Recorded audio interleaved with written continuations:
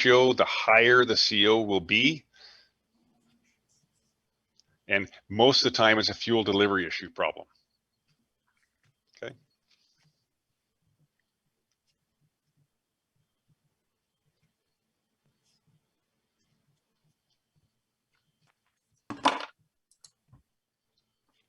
CO is going to be our rich indicator when we're using gases for analysis.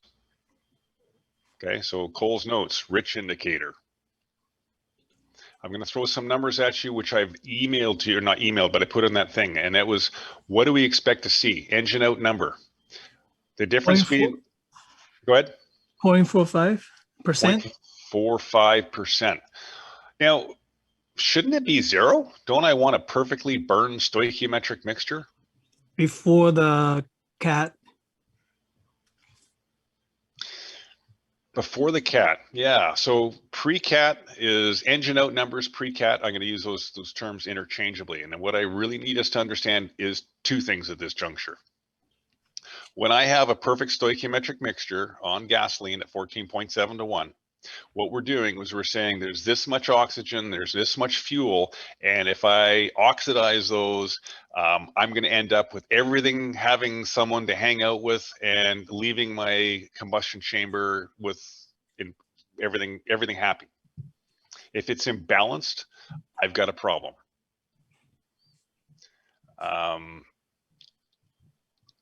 So that's the first statement.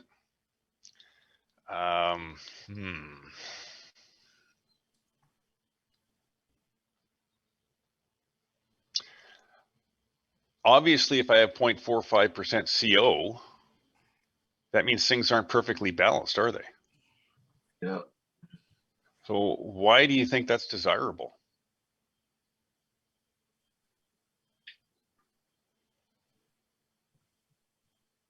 $14.7 to 1 air fuel ratio leaves me exactly 0.45 CO left over after combustion.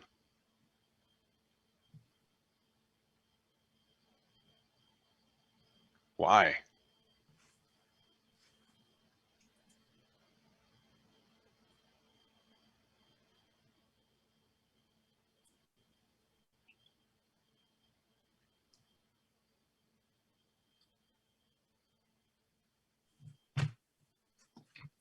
Does it relate to temperature? Want to heat up the car faster? You add more fuel? Interesting thought. Uneven parts of oxygen to fuel, maybe? Because it is 14.7, so it's not like a round number. Could that also be a cause? You need the CO to convert to other elements later. Yeah, I need that CO for feed gas. I need something in the blast furnace, guys. I need a blast furnace to fix what happens in my combustion chamber, and that is called a catalytic converter. Okay, so 14.7 to 1 is the perfect ratio for my cat. It gives it something to do and gets my cat warm and keeps it working. Without the feed gas, my cat stops working. Okay. So we're going to call our 0.45% CO after combustion is feed gas for my cat.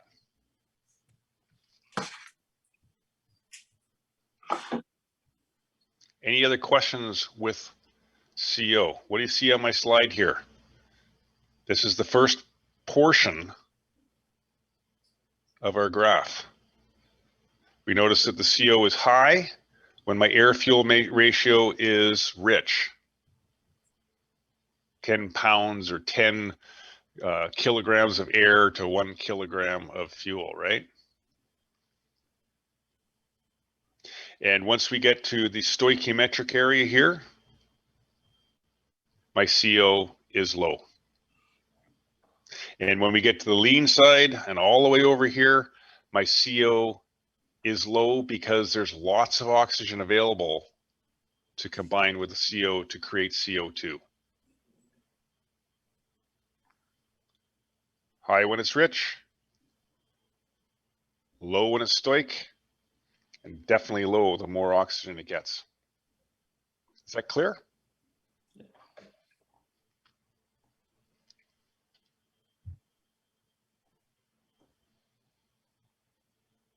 Hydrocarbons. Hydrocarbons enter my combustion chamber.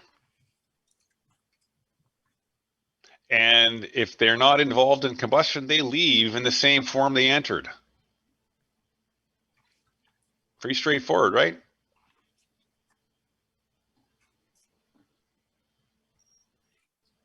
So we'll show the graph up here.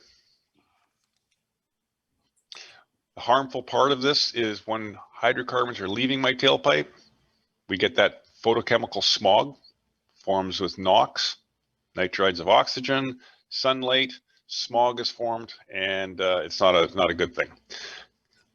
Rich or lean conditions produce hydrocarbons. As a matter of fact, guys, everything increases hydrocarbons. Anything that causes any anomaly or abnormal combustion is going to increase hydrocarbons. It is one of the hardest gases for diagnostics because everything affects hydrocarbons. Timing, compression issues, valve springs, ignition problems, fuel atomization problems, low fuel pressure, high fuel pressure, everything affects hydrocarbons, okay?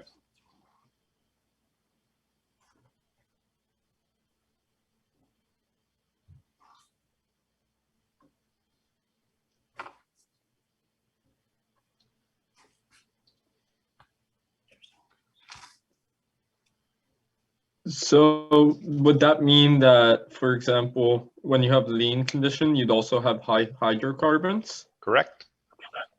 Okay, so it doesn't matter, as long as it's stoichiometric, then it's okay, but anything below it or above it produces more. Correct. Yes, Okay. absolutely. Rich or lean produces hydrocarbons. But again, as I just said, so does just about every other condition that affects combustion, okay? So misfires, lean misfires, quench areas. Does everybody understand what quench areas are? Places where the flame gets put out in a combustion chamber because of maybe a combustion chamber design. Again, timing, engine defects. I mean, all that stuff contributes to hydrocarbons.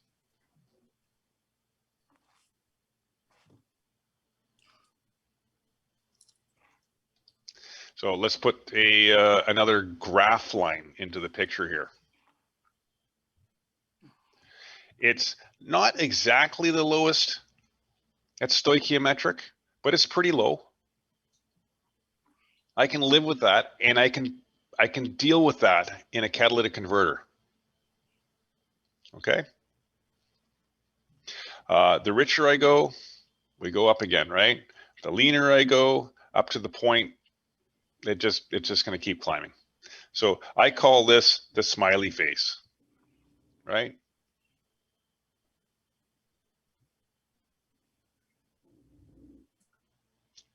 Moving on.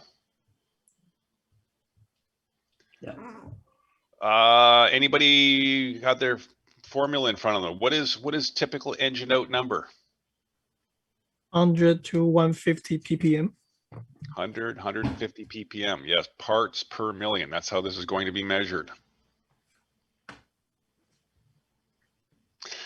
Post-cat, same thing with CO. We're looking for that close to zero value. And again, as I mentioned, it does not mean we're not producing hydrocarbons or hydrocarbons aren't leaving my combustion chamber. It just means they're less than 1 part per million. Okay.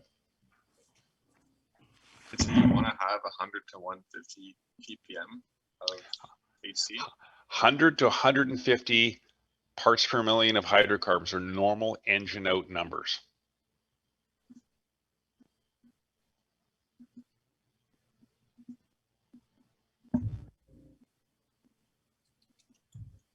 So, guys, I need more information. I can't just look and see my hydrocarbons are high. I don't know. If anything can cause it, I need more information. I need more gas values here to help me diagnose where my problem might lie.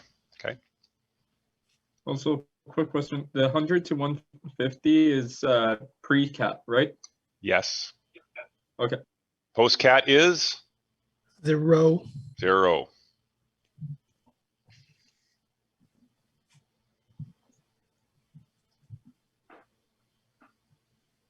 So the chart in the textbook is not right Why is that? because it says 30 to 50 parts per million or less with cat. With a cat. So they're talking about post-cat. And yes, they're incorrect as far as what our tailpipe emissions should be on a modern vehicle. So it should be 0. Should be 0. Okay. And could I draw a line in the sand here saying that a 2004 and newer vehicle typically is going to be in that 0 range? All right. Does this have any effect on backfire? Engine backfire? Hydrocarbons and like having no cat would generate more backfire? So your backfire condition, you know, what you need to have a backfire, or more specifically, you're referring to an after fire. This is happening in the exhaust system, right? Yeah. So what you need is you need air, you need fuel, and you need heat. And that's what will cause a combustion event to continue burning in the exhaust system and creating that banging sound you hear. So it's just like leftover fuel that's in the exhaust that didn't get burned with Either, air. And- correct. It could be a very lean air fuel mixture because it takes a long time for that air fuel mixture to burn, and it's still burning when it leaves the exhaust valve. Mhm.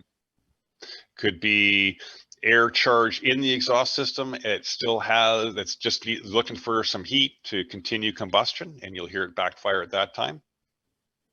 Why does like seems like having no cat converters make it you have more backfire, I find.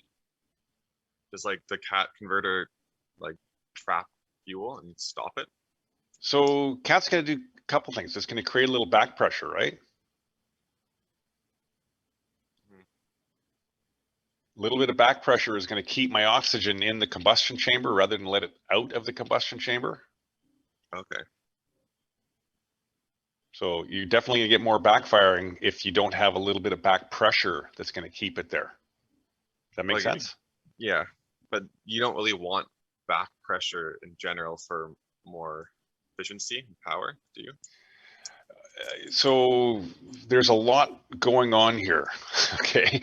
Yeah. My customer, we don't want backfiring. People don't want backfiring in their exhaust system. Unless some So it has a lot to do with exhaust design. Has a lot to do with tuning an exhaust runner length and collectors. Has to do with valves, valve overlap, cam design. So there's a lot going on here. If you just remove a cat from a stock vehicle, it's going to upset things. Yeah. And one application might be really prevalent and another one may not. And again, because of a lot of the design characteristics in there. Okay.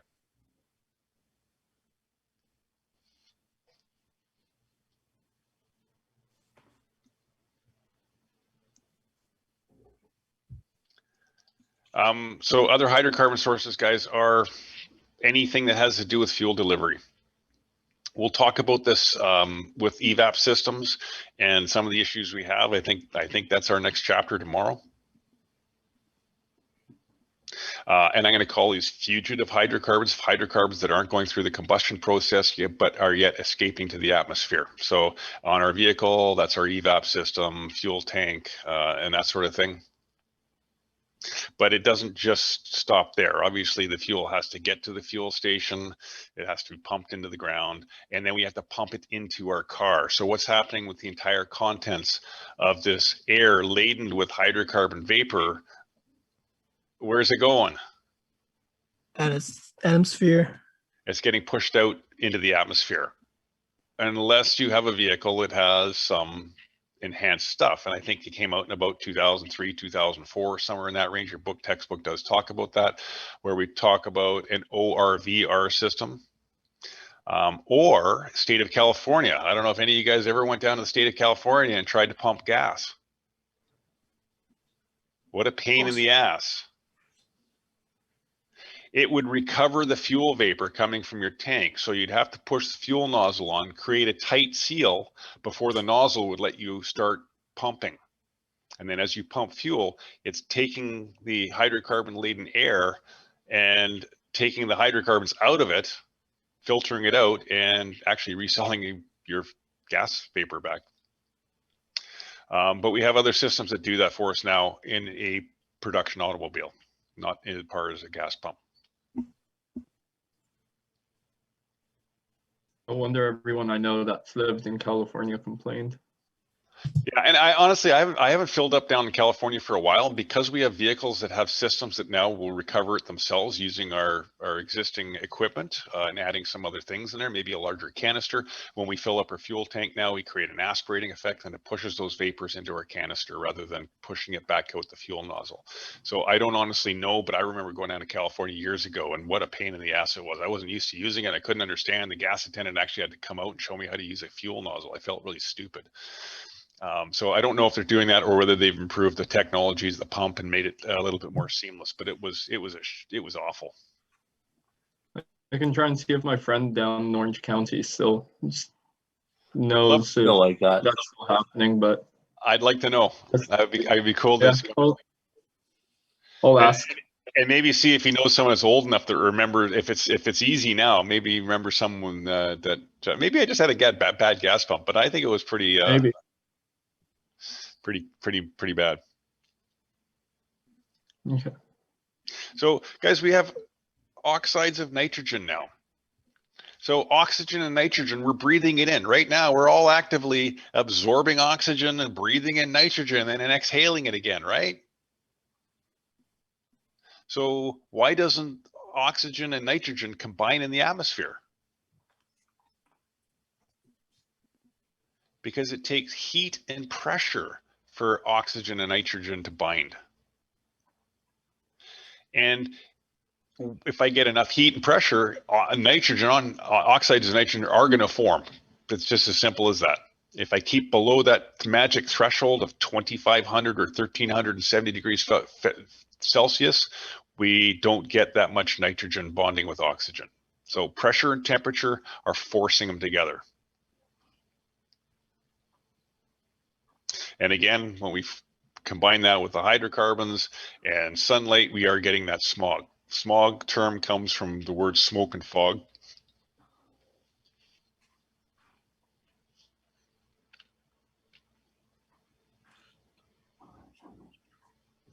Harmful to plants, rubber products.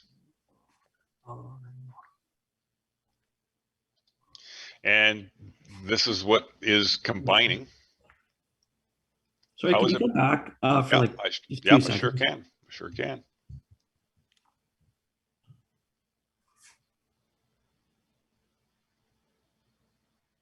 And remember the subscript X is just indicating that the nitrogen and oxygen are combined with an unknown number of oxygen molecules, right? So NO1, NO2, NO3, it's all considered NOx. We don't want oxygen and nitrogen combining. Anybody know what N2O is? Nitrous oxide. Nitrous oxide, laughing gas, or something that's going to improve the performance of your vehicle by superoxygenating the air entering your engine.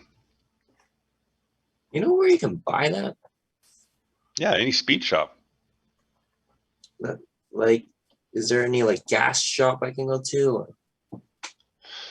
I don't know. Like, I don't know if our gas suppliers like Praxair or those guys sell it. I'm not sure. Because a speed shop's just gonna rip you off. You know, it's too expensive. And Are I you don't trying know. to nitrous your car, Jackie? I don't know. I'm just thinking of Hey. ways to like make it faster. Okay, but let's be really clear here, guys. N2O has none of the same properties as NOx, okay? Again, that whole thing of 2 oxygen molecules being good and 3 being ozone is something that's relevant to this conversation. So completely different compounds.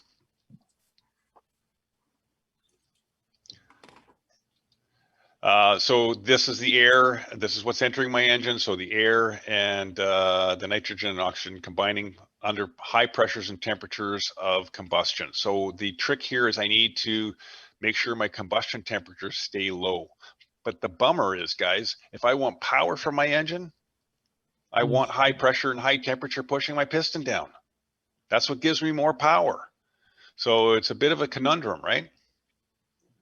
And you can see on a diesel engine, what they have to do on a diesel engine to lower NOx is kill the diesel, kill the power, retard injection timing, put tons of EGR into these systems so that they take all the power and fuel economy away to satisfy NOx. That's why they're so wanting to cheat, because all they have to do is just cheat a wee bit and they can get a ton more power and fuel economy back. So on our gasoline engine, we have the same problem.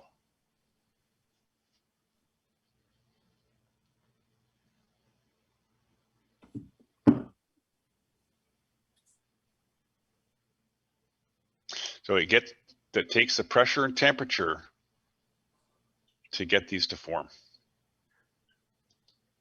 So when is it going to peak, guys?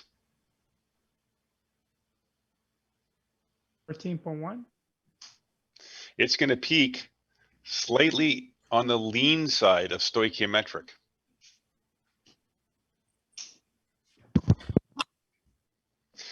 When we go lean, our combustion temperatures increase. Anybody know why? I always bring out my campfire analogy here. What do you do when you want to get a campfire going? You start pumping oxygen into the fire and it heats up, right? So that's what's happening in my combustion chamber. We're pumping extra air in there. It gets hotter. Now you say that would put extra force pushing my piston down. Well, as a matter of fact, it does. But when we're lean, we have less fuel to supply the energy. So yes, we get more heat out of it, but we get less push because there's not as much fuel. So kind of like a little give and take here. But lean air fuel mixtures do provide me with better fuel economy, but not as much power. So my NOx is going to peak on the lean side because it's a little bit hotter then. But tell me this, when I'm producing monster stump pulling power on my engine, that has to be creating a lot of pressure on my piston, right? So shouldn't my NOx just go like that instead of dropping down?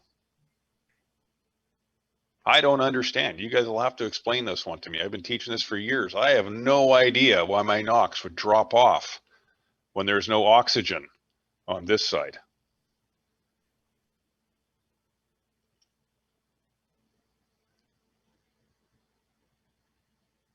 There's no oxygen, right? There's no oxygen. Yeah.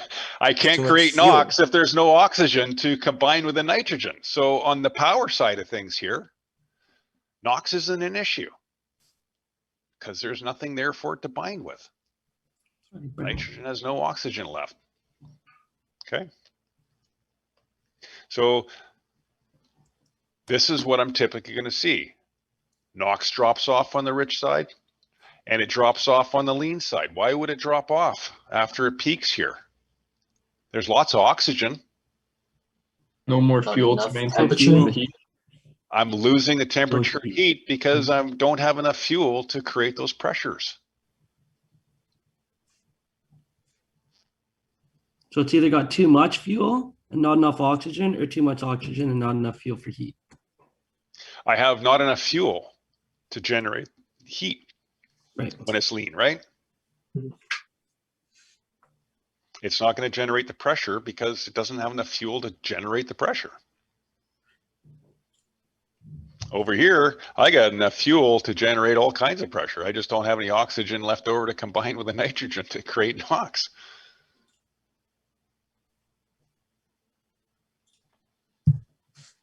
So solution to NOx is just run the engine rich, right? Problem solved. What's the cost in that? You know, lots of Hydrocarbon. hydrocarbon. Low fuel economy or low Fuel economy, CO, hydrocarbons, it's not worth the trade-off. But realistically, guys, I mean, if you want to generate power in your engine, you know, there's probably the sweet spot. 13. 12 and a half. That's good power. That'll make you good power. You want good economy? Get over here.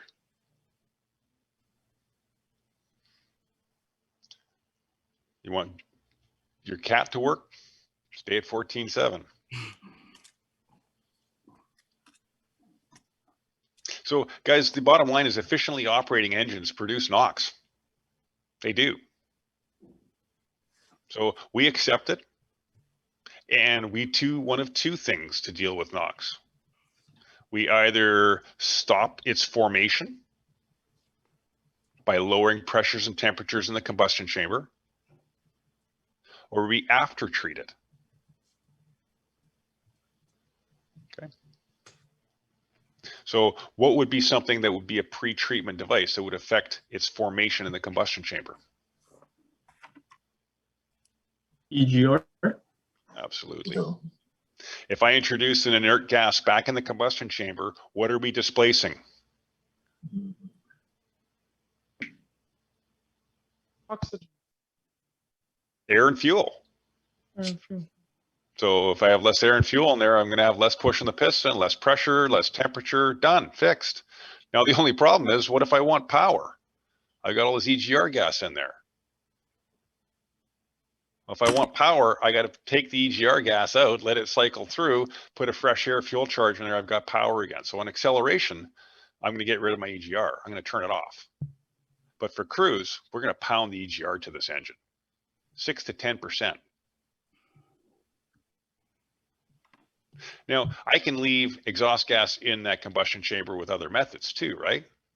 I can use variable valve timing to trap a little bit of exhaust in there. So no valve required, doing the same thing. As a matter of fact, on many vehicles that you see that only have a single cam phaser on the exhaust side, they're typically there for emission purposes. When we see phasers on the intake and the exhaust side, now we've got the performance edition of the intake cam.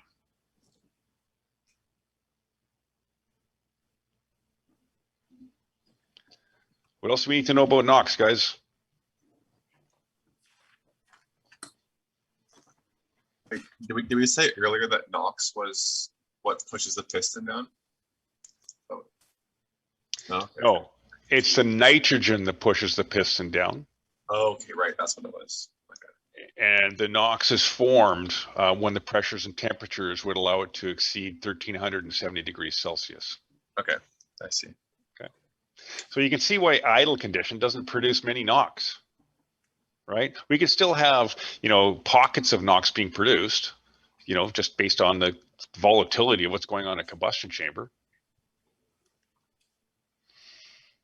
Just increasing the idle speed isn't going to produce a ton of NOx. I need to get some air and fuel in there. And when I get air and fuel in there is when the vehicle's under load. So driving the vehicle.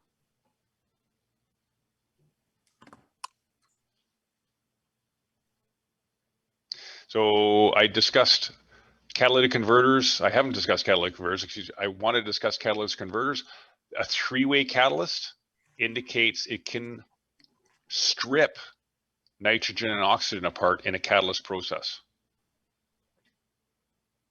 What it needs to do that is it needs a little bit of CO to strip it apart. If it's got oxygen present, we can't strip it. We can't take nitrogen and oxygen and tear them apart and create N2 and O2 when there's excess oxygen in the catalyst. So remember how I mentioned a diesel engine? Diesel engines don't have a throttle plate. Diesel engines often operate at 1,000 to 1 air fuel ratio. We always have excess oxygen in a diesel engine. So how would I ever have a condition where a reducing catalyst would function? So one of the challenges for diesels that you guys will have to deal with Jay on that for. For my gasoline engine, we'll get into cats, but it is a perfect way for me to deal with NOx as an after treatment. Guys, EGR affects engine performance. Leaving exhaust gas in my combustion chamber is going to affect engine performance because we're reducing the pressure and temperature on the piston. But my engine is designed for this. My whole engine programming is designed around this. So it's seamless and we don't notice it. As a matter of fact, if I took an EGR valve off a vehicle, a modern vehicle that's equipped with one, the car is going to probably knock and ping. My ignition timing is going to back off, right? I'm going to lose power and performance. My main customer's complaint would be fuel economy. My fuel economy sucks now. It is such an integral part of a modern vehicle when it's installed that it's seamless. We don't notice it. So a CAT is still the preferred method because you know what? It doesn't do anything other than create a little bit of exhaust restriction, and we need a little bit of exhaust restriction, right? Clear? Anything else? What other systems could help me to reduce NOx production?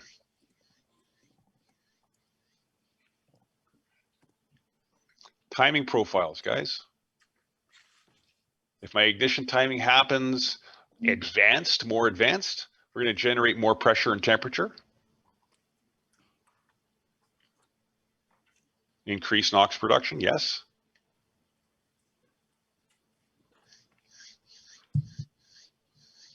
Compression ratios. Yeah.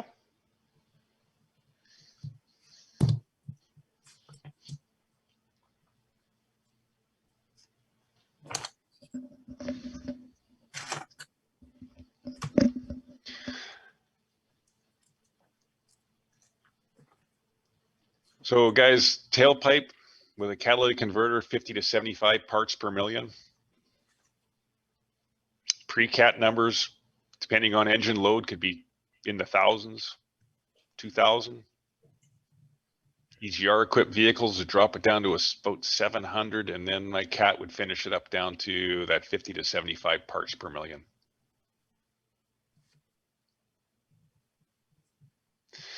I'm not sticky on these numbers, guys, for NOx because it's not something we're going to be able to measure. It's not something unless we have a dyno that it's pointless. When we have a vehicle that failed air care, we would have to test the systems that control NOx. So we test the EGR. We'd make sure the engine's not carboned up because carbon inside an engine can effectively increase the compression ratio. We'd make sure things like my MAF sensor wasn't contaminated because fuel trims going lean are going to increase NOx production. So all of these things have to be tested and eliminated, and including the CAT, making sure the CAT's functioning and correctly sized for the vehicle, and then go from there. But measuring the value directly is kind of pointless on most applications without that.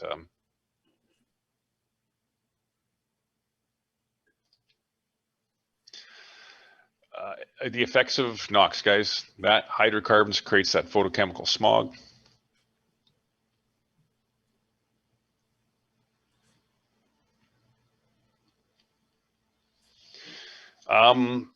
Let me just talk about some other things that increase NOx production from a vehicle. Wrong fuel.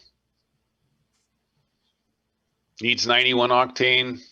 You're putting in 87 octane.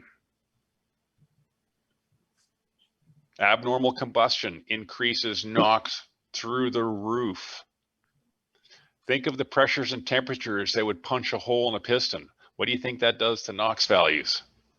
Brings it up. Go up. Oh yeah. Those pressures are so high, like I say, they'll blow a hole in a piston. That's high pressure.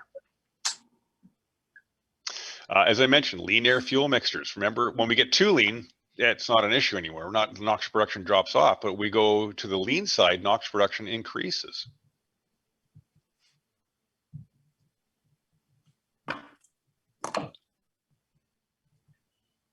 Another big factor, guys, combustion chamber and piston design. So stuff that's out of our control. Some systems are far more prone for NOx generation and require more treatment for it. So some engines will just naturally produce more NOx.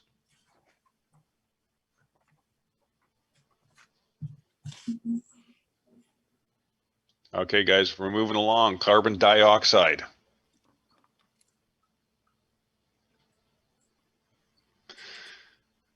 This is apart from the greenhouse stuff, sorry, this is a good gas. This is what we want to see. This gas we're going to use as a measurement of efficiency of our engine. The higher the number, the more efficiently we are using the fuel that's entering my combustion chamber.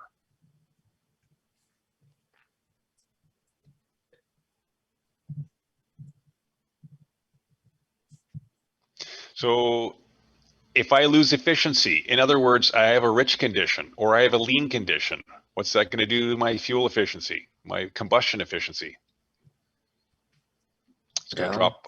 Yeah, it's going to drop off, right?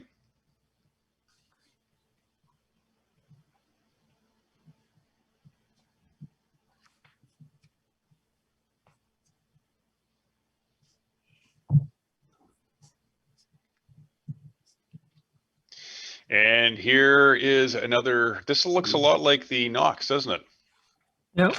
The NOx peaks at stoichiometric, a little bit lean on the stoichiometric side, right? But the CO2 peaks right at stoichiometric. So that's the difference between these two graph patterns. NOx peaks. Sorry? We go back one slide for 1 second. Yep, sure can.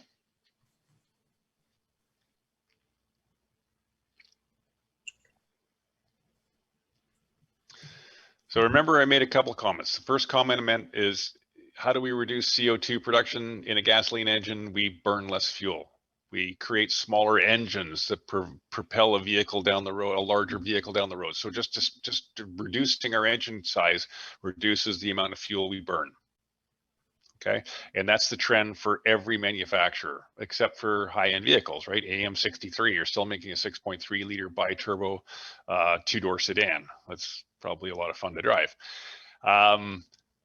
But most of our vehicles, including a Ford Raptor, what's the Ford Raptor's motor now? Wasn't it like a 7-liter or 6.7? It's a freaking V6, man. Oh, before though, wasn't it? Yeah, before it was a monster stump pulling V8 engine. Now it's a now it's a 6-cylinder, but it's producing the same kind of engine output numbers because they've turboed and you know, direct injected and using technology to get that performance. Okay. So who is dealing with the CO? Obviously, we aren't as technicians, are we? Other than keeping an engine running properly, which means we're increasing the CO, right?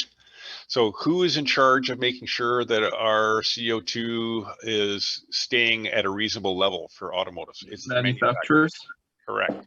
So they play carbon credit games. They play lots and lots of games. So what the US EPA says, okay, BMW and Mercedes, you guys want to produce a 6.3 bi-turbo vehicle and sell it in North America? Well, if you want to do that, you got to sell 100,000 pieces of shit that nobody wants to buy called a smart car that produces very little CO2. That's the trade-off. So Mercedes goes, how can we sell these pieces of shit that nobody wants? Car to go. We'll sell them to ourselves. Create a fleet of them all over North America, and then we can sell as many V8 bi-turbo luxury sedans as we can build. That's pretty smart business. Is it? Is that actually what they did? Do they own Car2Go? Yeah, they do. Oh, wow. You guys didn't know that? No. Smart. No. I knew Yeah. that Mercedes, they sold all their dealerships to Delaware. That's it. They're pretty much all one big family now. Anyways, carbon dioxide. I'm going to go back to my next slide here, guys. And yes, this is the key to understanding the profile that we see here. Is it peaks at stoichiometric? It is our efficiency indicator. So when we are stoic, we are efficient.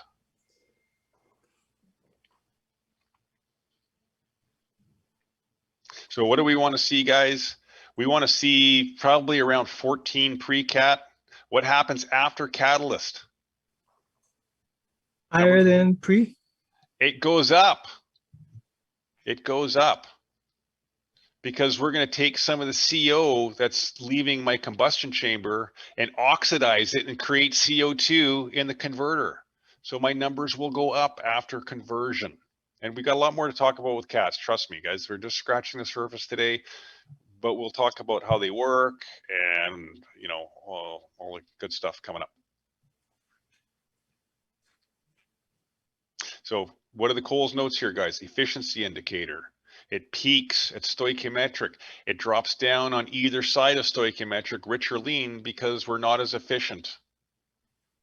I need other information before I can decide what the problem with my car is. If I see my my CO is down, is that because it's rich or lean? It could be either way. So I maybe need some more information from my other gases to help me with the diagnostics.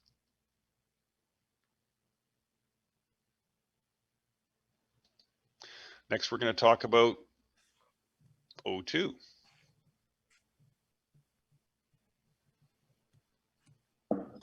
So oxidation, we're familiar with that term, right? If I put an apple, take a bite out of an apple, leave it on the counter, come back an hour later, it's all brown. Oxygen is reacted. If I leave a gas can in the garage, the gasoline in that gas can is oxidizing. It's breaking down. And believe it or not, it's the same process that's happening in your combustion chamber. It's just happening so slowly. It does produce heat. It just happens so slowly that we couldn't even measure it. Rapid oxidation, as I measured, is what's occurring in our combustion chamber, and we refer to as combustion.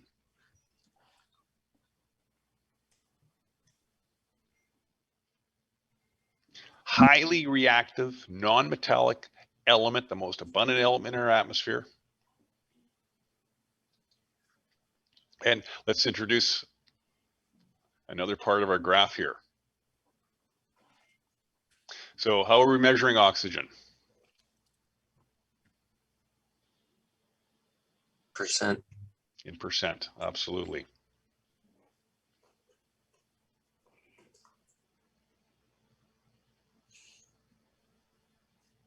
What do we expect to see pre-cat? 0.4, 0.7%. 0.4, 0.7, yeah.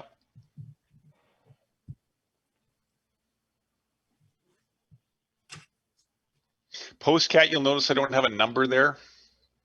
It really depends on a lot of things. And I don't use oxygen, guys, is strictly going to be used for diagnostics for us. Most of the gases we're talking about here aren't going to help me if I'm trying to figure out what's wrong with the car, if I'm looking at my post-cat numbers. And that handout that I included in your thing the other day will clearly indicate why. Okay.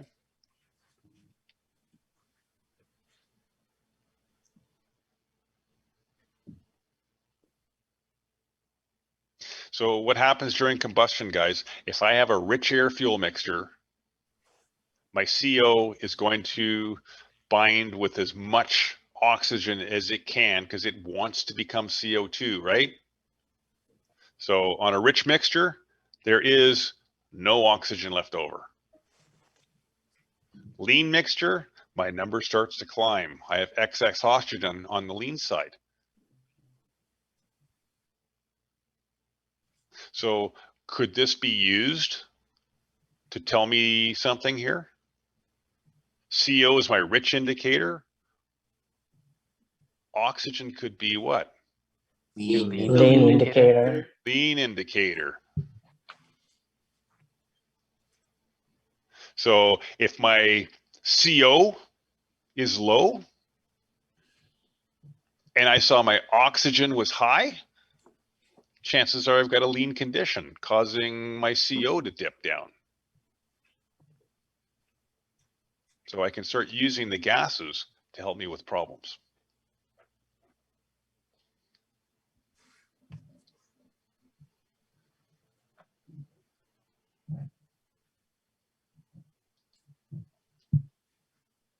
And then, guys, water.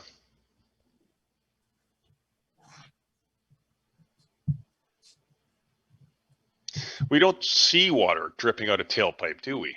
Except in the wintertime, when the air is dense and cold and it's causing those air droplets to stay in droplet form, and you can see them leaving in the forms of steam, right?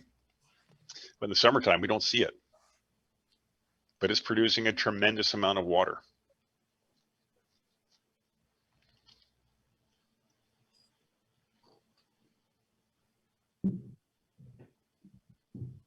So what have we seen so far, guys? Is we've just seen all of our compounds, or not compounds, all of our elements that are entering the combustion chamber just getting scrambled around. We're not destroying anything. The exact same number of carbon molecules that enter the combustion chamber leave, the exact same number leave, but just in different form. So keep that in mind, just how we're scrambling things up.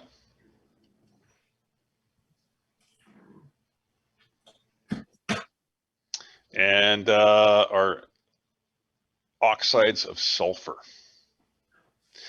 All of these compounds that we're generating, guys, all of these compounds are obviously going to leave my combustion chamber. What are the possible avenues out of my combustion chamber? Where could it go? Tailpipe, crankcase, Yeah. crankcase. You're thinking about PCV? Well, PCV certainly is going to be there to deal with any crankcase, but what is my PCV dealing with? Why is it there? Oh my gosh. Blow by? For the Right. So what we need to do is keep fresh air circulating in my crankcase so I don't get excess moisture, water condensing inside my engine, causing it to rust internally. But anything that gets past my piston rings is going to end up probably mixing with my motor oil. And again, you know, we'll have to get, when the motor oil gets hot, we'll have to try and suck all that stuff out of there and burn it in the engine again. So if sulfur is getting past my piston rings, what do you think happens to it? They're saying this happens in the air, but all these chemical compounds are in my crankcase too.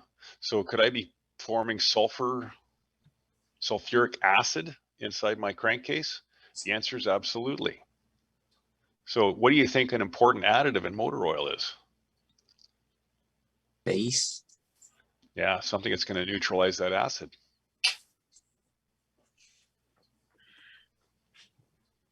Okay, and obviously in the other end of things, as you can read, it's going to get to the atmosphere, cause acid rain, paint peeling off cars, shortened life of exhaust systems. You notice, do you guys remember when the exhaust industry was huge? Anybody? Budget brake and muffler, not Budget Auto Center. Speedy I think brake and that was- muffler. There was literally an exhaust shop as they were as prevalent as Starbucks stores were, right? All these companies that specialize in exhaust systems all of a sudden said, hey, we're in deep shit. Cars just don't have exhaust problems anymore. Why don't cars have exhaust problems anymore? no more sulfur. No, that part of it maybe, but what we're doing is we're putting way higher quality alloys in our exhaust systems. It used to be steel, right? I remember yeah. Honda Civics, man. It was every year we'd be replacing mufflers on these cars. The muffler was placed so far back in the car and then turned sideways. The exhaust system on a short trip would never even get warm, so the water would just sit in there and rot the muffler out. It was a very lucrative business to be in the exhaust business. But so water, sulfur, all of these things would cause those systems to fail. Now they're stainless steel alloys and whatnot. We're not seeing those hand issues. As a matter of fact, that old Corolla, 350,000 K on it, it's still got the original exhaust system on it. complete with cat. Is that your car or the Like- school's? It was my son's car, and he hasn't driven it. It's been parked in my driveway for years. So I just said, oh, okay, well, I'm going to use it for demonstration purposes, and then I'll donate it to the college when we're done because there won't be anything left of it. So yeah, no, it's been in my driveway for years. I bought that car for $100, and it had 200,000 K on it. So I think you should just take the cat and sell it. yeah. You're like 300 You bucks. make your money back. No, for this one, 600 bucks. You know what's funny is when the first Lexus that I bought, I ended up finding a used motor for it. I was going to rebuild it, and I started pricing it out, and it was like, holy crap, this is expensive. So I bought a used motor from it, and the guy sent me a complete engine. It had alternator, it had cat, the pup cats on it, it complete engine assembly, and I bought it for like $1,200 as a buddy deal, right? And I stripped the cats off it, and I put them in a box. And I thought, if I ever need a pup cat, I mean, these things are worth a fortune. This car only had like 40,000 kilometers on it. Long story short is somehow that box ends up, you know, when I sold my business, in my house. I mean, why have I got these cats here? So I was like, well, what are they worth? So I get a They're scrap worth guy. a lot. Well, they gave me $250. Only 250? Well, they were pup cats, Oh, so they were only like 12 the inches super long. small ones. Okay. Yeah, but yeah, There's a crazy. reason why junkies steal them like crazy. Those Prius ones, nice. Well, not just Prius. We just had one that was from a Honda Element, and we needed to get the header as well because it joins into it. So Dang. the guy had, yeah. Yeah, that was about it. We'll talk about those cat stories when we get to cat converters, because I'll tell you what, man, I got lots of cool cat stories with all that sort of stuff. Anyways, we'll cover that. Are we good with socks? Yeah. Okay, the last one we're going to talk about is particulate, and particulate matter is pretty much a non-conversation in a gasoline engine. On a diesel, particulate is a major problem because our fuel molecules are much larger. Okay, and oxidizing a larger fuel molecule is going to leave more partially burnt crap in there, which is our carbon particles. Okay, so particulate in a gas engine, you know, our catalytic converter actually does a pretty good job of burning particulate as in its normal process, even though it's not designed as that. It's a blast furnace and it's carbon, so it does burn as it goes through a converter. But let's address this. Let's talk about what happens if it does get in the atmosphere. The smaller the particle is, the more harmful it is because the deeper it'll embed in our lungs. Larger particles typically settle to the ground fairly quickly and don't cause a great harm to the environment. It's the small ones that are just that are insidious.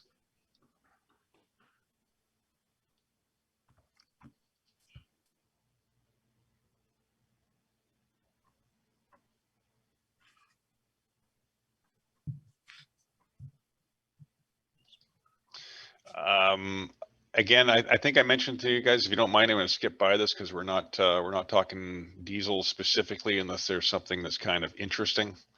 I have shown you these hydrocarbon chains before. Again, the gasoline and diesel, one is much more volatile than the other, and diesel is a lot harder to vaporize, therefore the higher pressures. Gasoline is easier to vaporize, but not as easy as a fuel that's already in a vapor form, such as propane or natural gas.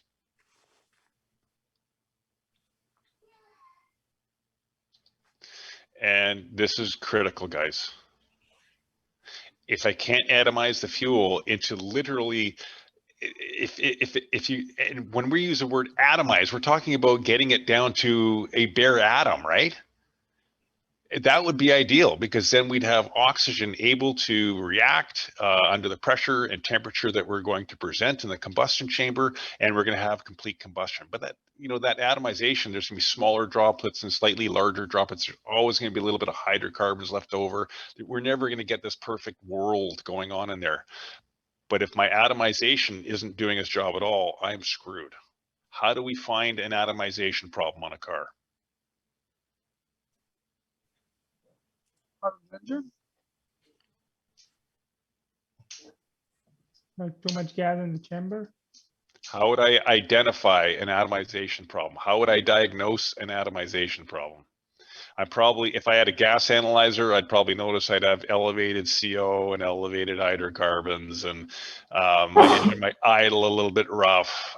You know, I might have all these symptoms, but hard for me to nail down whether or not it's, you know, is it a sticky valve? Is it an EGR valve that's slightly stuck open? Is it any other emission control device causing me problem? Exhaust back pressure? How could I make sure it's not an injector? Pick the spray pattern. I could check spray pattern, but what if my injectors are very difficult to access? You can check the O2, see if it's reading properly, or Fair. if there's a risk code. Okay, but that won't identify an injector problem. That'll just give me point introduction on a lean condition or rich condition. Yeah, but then you could see if inside the spark plug hole, it's getting filled up with gas compared to the other ones. You'd never notice that. If you're talking about an atomization issue, I don't think you'd ever see that. I like the thought, but reality is you wouldn't notice that. I was thinking like maybe it was coming out more liquidy than atomed. So yeah, so again, you'll still never see it. I mean, basically you pull the injector out of a cylinder, unless you're doing a spray pattern check, you'd never notice it that way. okay. Carbon build.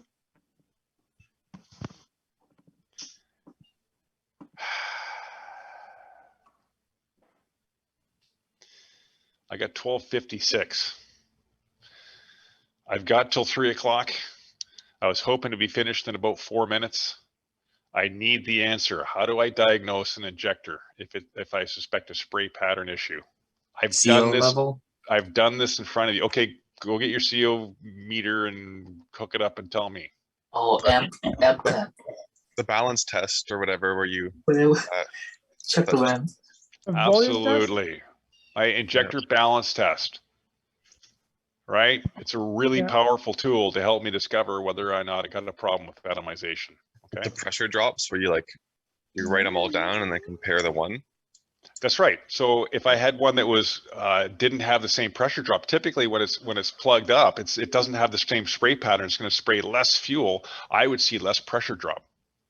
Right. That's the one I'm going to go after. So if I have 17 psi drop, 17 psi drop, 12 psi drop, 16 psi drop, I know that cylinder number 3 has got an issue. Okay. Remember, the spec was 1.5 psi difference between the average of all of them. Okay. And let me qualify that. If one of them is 5 psi difference, it doesn't fit into the average category. I would only look at the ones that are 17, 17, 16, average those out, and then look at the one that's sitting at 12. It's more than 1.5 psi. Done. That injector's coming out. Really hard to diagnose injector spray pattern issues without actually having in your hand, looking at the spray pattern and then comparing it to the other cylinders.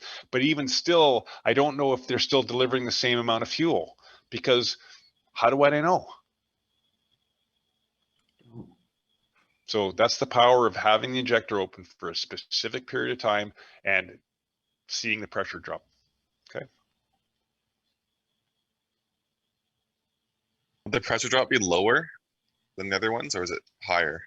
It would drop, the pressure would drop less. Less, okay. So if we started at 35 and my pressure drop is going down to 17 on a good injector, it would drop down to 22 on a bad injector. Okay. Right?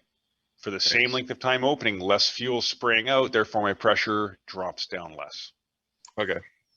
That makes sense. I tried to, I'll just tell you a quick story. I am gonna wrap things up here pretty quick. Let me just do this first. There's our air fuel ratio, guys, our 14.7 to 1. Remember, air has mass. So air has weight, and if you don't believe me, drive down the highway and stick your hand out the window. If air didn't have mass or weight, you'd stick your hand out, you'd have no resistance. Our cars would get wicked fuel economy. No drag. And we're talking, 14.7 pounds of air to 1 pound of fuel. And I think I calculated the weight of air. If you guys take the Eiffel Tower, draw a box around the Eiffel Tower, the actual air quantity that surrounds it is heavier than the mass of the Eiffel Tower itself.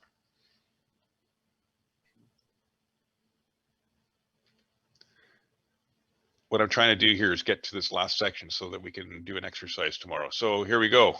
Air fuel ratios, our fuel our gas concentrations, and our engine output. This is not in your textbook.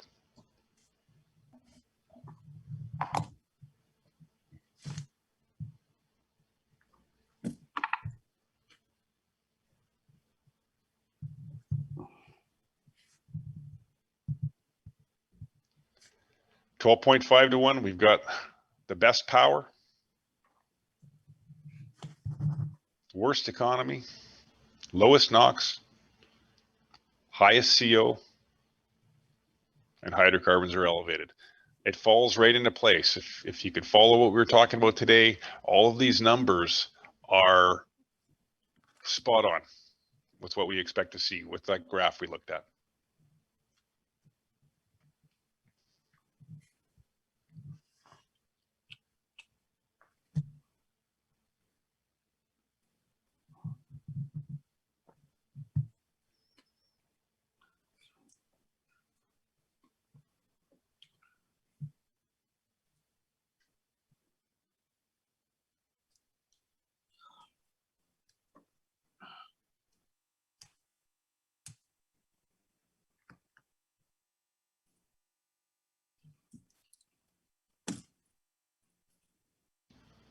Because a second just to gather all that in.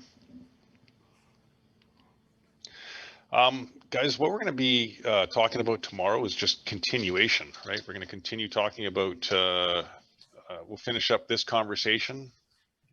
We'll do a bit of a refresher on it, make sure we got those gas ideas of what happens with the numbers and how they're influenced. I don't think we'll be in the garage tomorrow. We won't be in the garage tomorrow, but we will get out and we'll do some Evap system testing, because I think that's one of the next chapters. So we'll look at how do you approach an Evap problem? How do you diagnose it? How do you test it? How do you smoke a car? Anybody use a smoke machine? Yeah, a couple Yeah. times. Yes. Yeah, good, awesome. We'll go through some of that stuff. I don't think we'll be in the car in the shop tomorrow. We'll see how it goes. So that's what we're going to be working on next, is just keep going with this reading. I've already updated Moodle with your assignment for today. Your assignment for today is you guys need to go get the VECI labels off your vehicle. Take a picture of it. Oh, my vehicle is missing. I replaced the hood. Probably should order one then. Oh, No, I damn. don't need it. Your VECI, that's illegal. You know that? I'm Yeah. damned. I think I have to report you to the VECI police. I'll do that. That's a $500 ticket right there. Oh, get him. Yeah, that's fine. Definitely a course failure too. You got to have more than one repercussion here. Abraham, I know you can solve something. I know you can figure it out. I know you can come up with something. You will have a picture of a VECI label and identify all the emission control devices on the vehicle and tell me what they do. Mhm. You can overcome. I know it. I'll use another car. What's that? I'll use another car. You'll use another car. Yeah. My dad's or something. I have one. Okay. A spare. So please pay attention to that. It's on Moodle. I'd like those done today, please. So find time today, take a picture. It's bright and sunny out right now. Get a nice snapshot of the VECI label. Make sure you send that along. And then if you want, I don't really care which way you do it. If you want to post them on Moodle, you can start a post and everybody else can respond to it. If you'd rather just send it as a text message, send it as, no, excuse me, not a text message, as a email. You can just create the email body and give me all the information and attach a picture. You can create a PDF or a Word file. I don't care how you do it. Okay. But the instructions are all on Moodle in the forum. So please wrap that up for me today. Make sure you've finished chapter 12 up to 22 and finished all the readings in relation to 22 and the chapter quizzes. Okay. Any questions? Do you mind uploading this PowerPoint? Because it's more like it's way clearer than what we read in the book.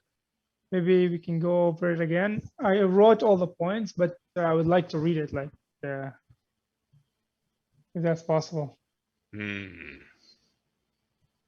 I don't know. I don't know. I will see if I can. There's a number of reasons that would inhibit me from doing that. And one of them is I've got a ton of notes that are for me notes, not for you notes. Oh, okay. Okay, so if it's possible that I can upload images that you saw, great. If I can't, then sorry. No problem. Okay, Thank you very much. I'll do my best. Anything else, guys?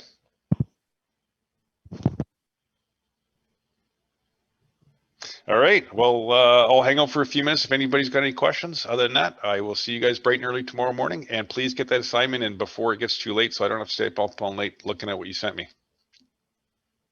Thanks. Have a great evening, guys.